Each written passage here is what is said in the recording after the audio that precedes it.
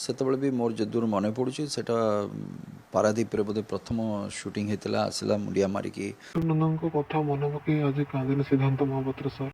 କଣ ପାଇଁ କାନ୍ଦିଲେ କଣ ନାହିଁ ତା ମଣିଷ ଜୀବନ ଆଜି ଅଛି କାଲି କି ନାହିଁ। ଯେତେ ବଡ଼ ମହାନ କଳାକାର, ଯେତେ କମ୍ ବୟସରେ ଏତେ ସୁନାମ ଅର୍ଜନ କରିଥିବା କଳାକାର ପ୍ରାୟତଃ ଏଇ ଓଡ଼ିଶାରେ ଦେଖିବା ବହୁତ କମ୍। ତାଙ୍କ ଭିତରୁ ସେ ଜଣେ ହେଉଛନ୍ତି ପିଣ୍ଟୁ ନନ୍ଦ, ଯିଏକି ବହୁତ କମ୍ ବୟସରେ ବହୁତ ସୁନାମ ଶେଷ ନିଶ୍ୱାସ ତ୍ୟାଗ କରୁଛନ୍ତି।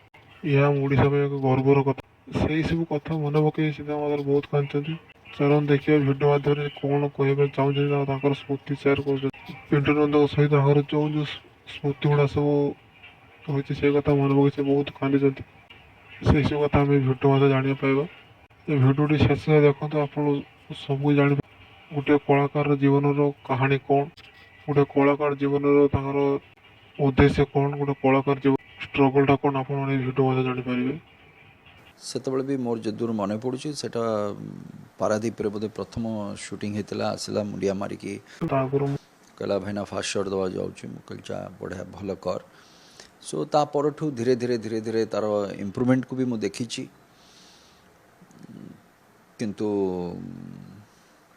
ଏ ପ୍ରକାରର ଡିଜିଜ୍ ହେବା ଆଉ ସମୟଠୁ ବହୁତ ଆଗରେ ଏ ଜିନିଷଟା ଘଟିଲା। ମାନେ ଓନ୍ଲି 47 ଇୟର୍ସ। ସୋ ସେ ସମୟରେ ଏମିତି ଗୋଟେ ଘଟିବା ଏଇଟା ଦୁର୍ଭାଗ୍ୟଜନକ। କିନ୍ତୁ ସବୁଠୁ ବଡ଼ କଥା ହେଉଛି ଯେ ଏତେ ବର୍ଷ କାମ କଲା ପରେ ଯେଉଁ ଏକ୍ସପିରିଏନ୍ସ ଥାଏ, ଯାହା ବି ଥାଏ, ସେମିତି ଗୋଟେ ଜାଗା ସେ କଳାକାରମାନଙ୍କର ଆସିକି ଆଉ ଜଣେ କିଏ ନେବା ସେ ଜାଗାରେ, ଏଇଟା ହେଉଛି ସବୁଠୁ ବଡ଼ ଦୁଃଖଦ କଥା। କାହିଁକିନା ଗୋଟେ କଳାକାର ହେବା, ଆସିବା ଇଣ୍ଡଷ୍ଟ୍ରିକୁ ଏବଂ ଆସିକି ଯେଉଁ 10 ବର୍ଷ 15 ବର୍ଷ 20 ବର୍ଷ କାମ କଲା ପରେ ସେଇ ଯେଉଁ ଏକ୍ସପିରିଏନ୍ସ ଥାଏ, ସେଇ ଯେଉଁ କାମ କରିବା ବା ସେଇ ପ୍ରକାର ଯେଉଁ ଶୈଳୀ, ଏଇସବୁ ଜିନିଷ ଗୁଡ଼ାକୁ ଆଡ଼ପ୍ଟ କରିକି ଜଣେ କି ଆସିକି ସେ ଜାଗା ପୂର୍ଣ୍ଣ କରିବା, ଏଇଟା ଏତେ ସହଜ କଥା ନୁହେଁ।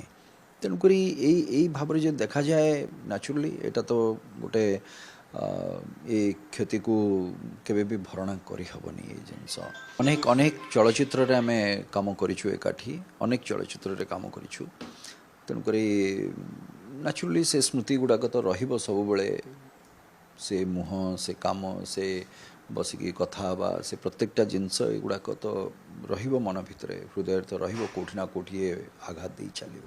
ପ୍ରଥମ କଥା, ସେ ସିନେମା ଆମେ କରିବା ପୂର୍ବରୁ ମୁଁ ପିଣ୍ଟୁକୁ ଜାଣିଥିଲି ଏବଂ ସାନ ଭାଇ ଯେମିତି ସେ ବି ସେଇଭଳିଆ